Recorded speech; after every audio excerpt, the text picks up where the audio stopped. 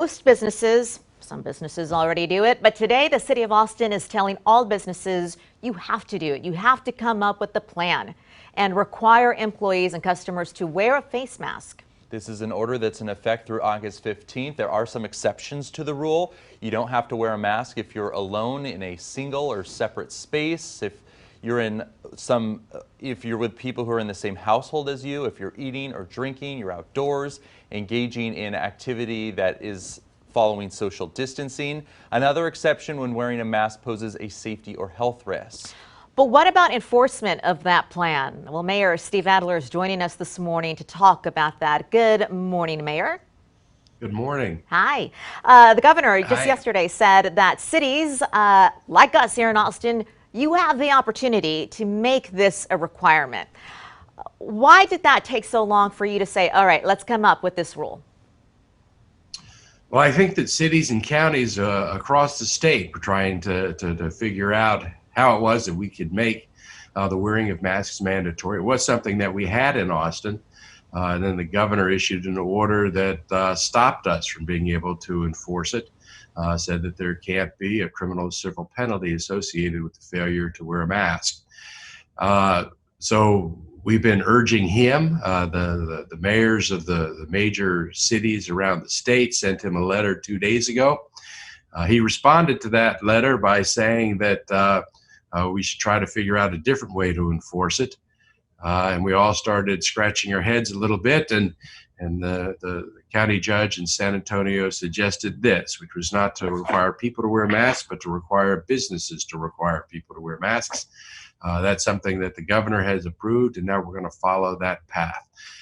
You know, the studies show that masks can have a real significant impact. The most recent study I've seen is the one that came out last week from Texas A&M, so we don't have to look far to find validation for this. Mr. Mayor, how is this going to be enforced, and who is going to enforce this?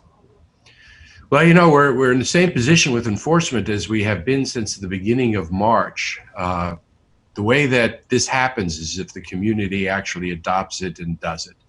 There just are not enough police officers or deputy sheriffs around to enforce this that way. Now, it has the teeth of, of law.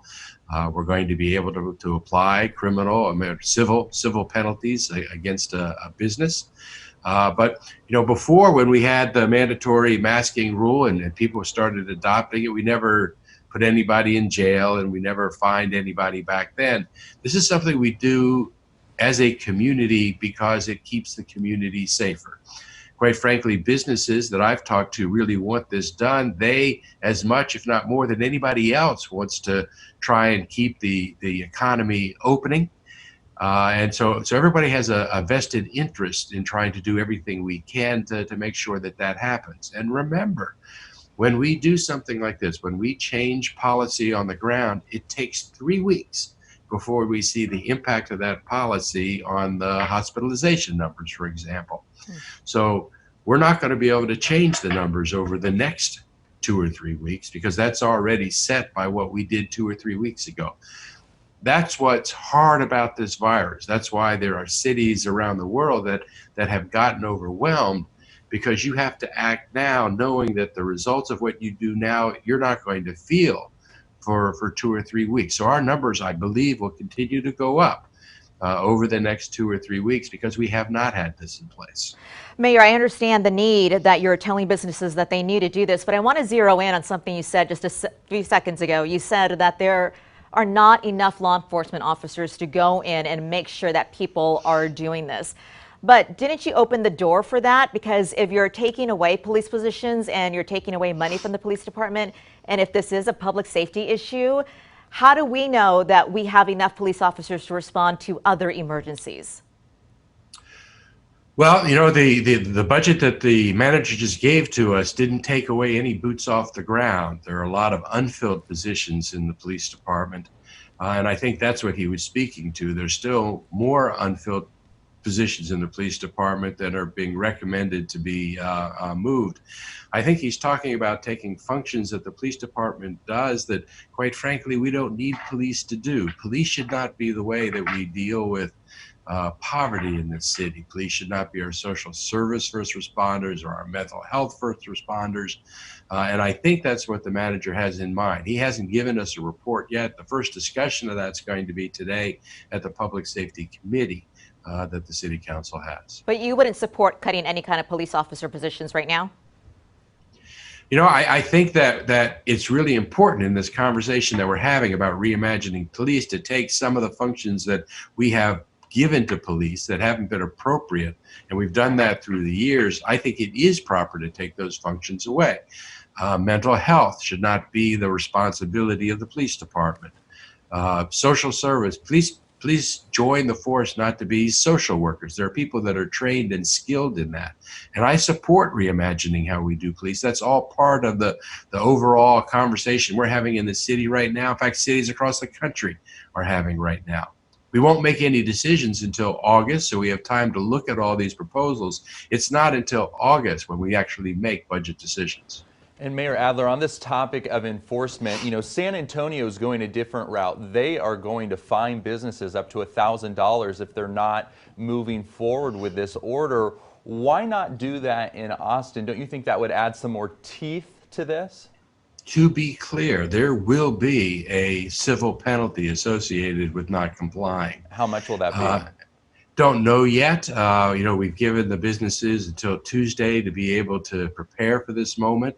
We're probably going to issue another order on Monday that speaks most directly, not just to developing a plan, which is what we ordered yesterday, but to actually saying that business have to require those in their businesses to wear masks. That's both employees and customers.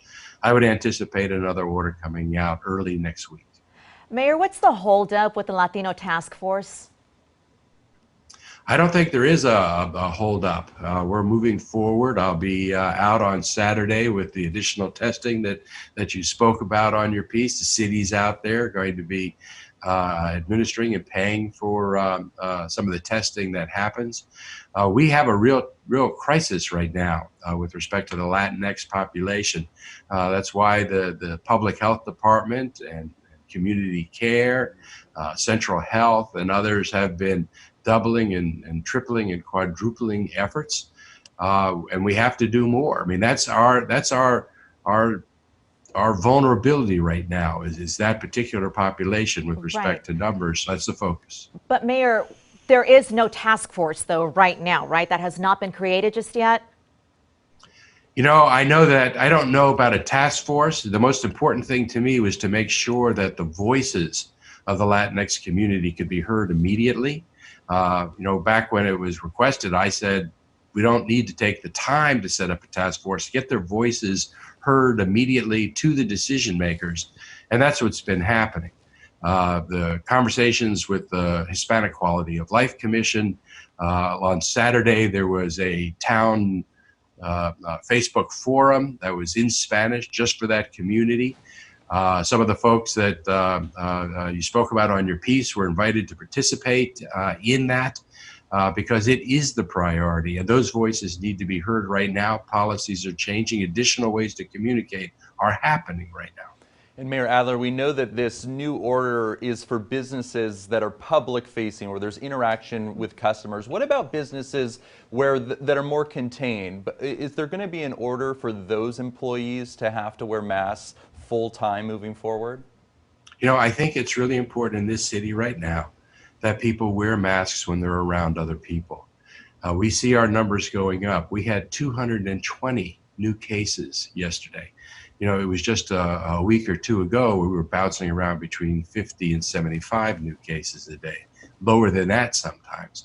So we're going to pass the orders to encourage and to require the wearing of masks everywhere we can, where people are going to be interacting with one another. And I would think that's going to include everywhere that we can, because that's what our community needs right now. Mayor, before we let you go, we're running out of time. Over in Hays County, they're seeing a huge spike in people between the ages of 20 to 29 coming down with COVID-19. Are we expected to see that here in Austin? And if so, what are you going to do about it? No, I'm concerned because I've seen pictures of some of the activities in bars around the city with the younger set being there. I am concerned that we'll see the same kind of spike. Uh, what we're doing about it is what we're initiating right now with respect to masks and social distancing. The governor's given us a path to be able to better enforce and to mandate the kinds of behaviors that keep us all safe. Folks that are heading out like that need to understand that their best chance of being able to sustain that long term is to actually participate with social distancing and masking. That's how we have the best shot at keeping the economy open. Understood. Mayor Adler, thank you so much for joining us this morning. Thanks, Mayor. Thank you.